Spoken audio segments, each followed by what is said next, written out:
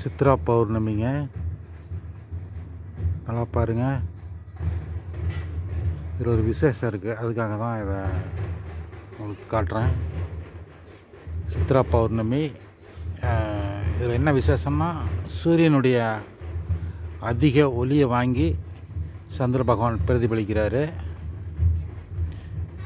அப்போது இதில் என்ன சொல்ல வரோன்னா, இந்த மாதிரி அதீத சக்தியோடு சந்திரன் நம்மளுக்கு பிரதிபலிக்கும்போது நம்ம ஒரு 2 நிமிஷம் 3 நிமிஷம் தண்ணி மறந்து மெய் மறந்து இதை உன்னிப்பாக உற்று பாருங்கள்.